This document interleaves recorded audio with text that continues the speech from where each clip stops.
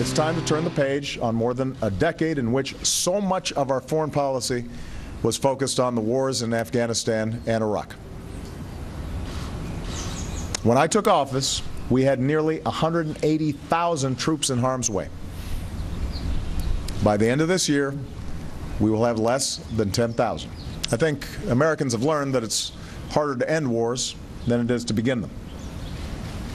Yet this is how wars end in the 21st century.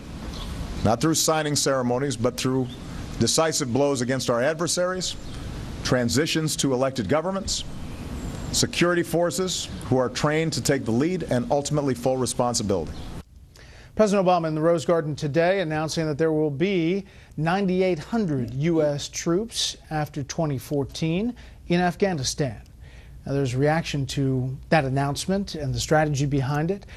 Buck McKeon, the chair of the House Armed Services Committee, put out this statement, quote, "I'm pleased the White House met the military's request for forces in Afghanistan. However, holding this mission to an arbitrary egg timer doesn't make a lick of sense strategically." And Senators Ayotte, Graham, and McCain put out a joint statement. The president's decision to set an arbitrary date for the full withdrawal of U.S. troops in Afghanistan is a monumental mistake and a triumph of politics over strategy. This is a short-sighted decision that will make it harder to end the war in Afghanistan responsibly. With that, let's bring in our panel. Steve Hayes, senior writer for the Weekly Standard, A.B. Stoddard, associate editor of The Hill, and syndicated columnist Charles Krauthammer. Charles. I think it's worse than a political act to announce the leaving. It's a kind of an act of personal narcissism. When this was talked about a few months ago in the press, there was a mention of the fact that if the full withdrawal happened in 2016, that would allow Obama to leave office having fulfilled the promise to liquidate the wars. I mean, is that how we're now setting the strategy of the United States of America in a war zone where so many have died and so much treasure and blood has been spent, so that a president can leave office looking good? It's certainly designed, has been suggested by Kelly Ayotte and others, to help the Democrats in the 2016 election. But why would you announce it in the first place? The greatest success we had in the post-war era, the post-wars era, were in Japan, in Korea, and in Germany, where we still have troops 60, 70 years after the war. You don't announce a withdrawal and a liquidation. Obama justifies the leaving of the 10,000 behind, and he said it in his speech today, so that we don't lose the gains made with such sacrifice by the soldiers who've served here. And then looking at Iraq, where he liquidated it and all the gains have been dissipated, he's essentially saying, well, Afghanistan will be in the same spot 2 years later. The Taliban will wait the extra 2 years. Why would you announce it in advance, even if you intended that? And why wouldn't you re-examine the condition of the country in a year or two after that, and or let the next administration decide whether we should keep a small residual force that could affect the future of the country and redeem at least some of the sacrifice of the troops who died there. It's interesting, A.B., that there is this talk of a timetable, a new timetable now with a new number of troops, as he's getting ready to speak again at West Point. The last time he talked about a timetable was the first surge of forces to Afghanistan, which also had a timetable on it. Right, and that was in December of 2009, and in that speech he talked about the goal being to build Afghan capacity so that we can allow for a responsible transition of our forces out of Afghanistan. But today and tomorrow, he's not saying that we've built that capacity. He's saying that the goal that's been achieved, or the objective, is a first democratic transfer of power in the history when they vote in a presidential election in 2 weeks, giving Afghan people the opportunity, not giving them the success to stand on their own, but the opportunity to succeed. So it's all conditional. And the argument, once again, is we know from Iraq, Charles is right, there's no date and there's no number of troops that perfectly works out.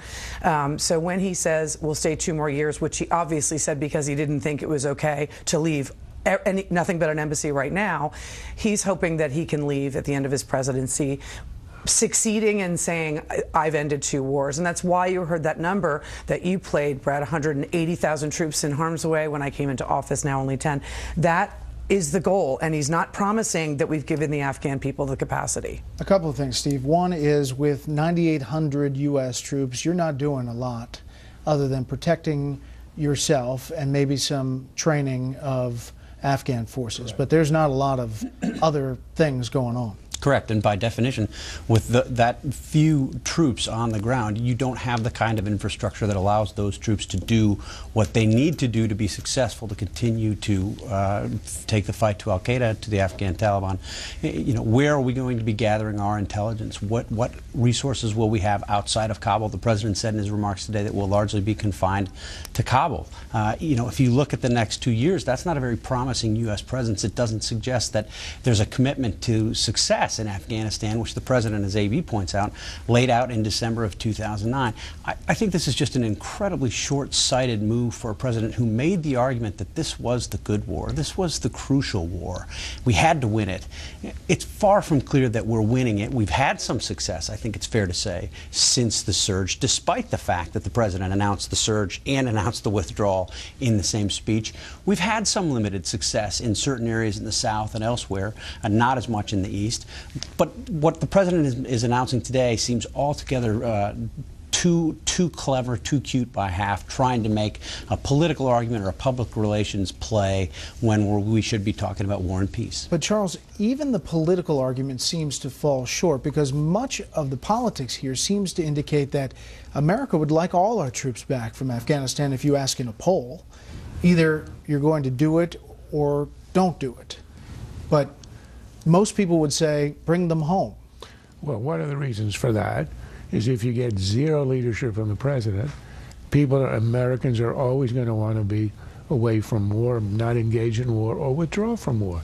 We are not a warlike people. War is a terrible endeavor, and it requires a commitment of the President. If there's none, and the President has not made a single speech of any importance since the December 2009 speech on Afghanistan, of course there'll be no support. So he lets it go, and then his excuse is, well, I can't continue our engagement because there is no support. But that's a result of his own actions. The Democrats speak about this. They always say, the Republicans, the President Bush, he got us into 2 wars. The getting us into Afghanistan was unanimous by the American people, Democrats and Republicans, everybody. And what people don't sort of focus on is that 3 of every 4 Americans who died in Afghanistan has died in the Obama years with him commander-in-chief. It's been his war. This is 6 years. It's not a war that somehow others started against the will of Americans, and he had to continue. He chose. He says, I committed 180,000 troops in harm's way. Well, that, of course, is a way to include Afghanistan. In Iraq, in Afghanistan alone, there were about 30,000 troops. He brought it up to 111,000. And the question history is going to ask of him, why? What did you achieve with the tripling of troops and the large number of deaths that resulted?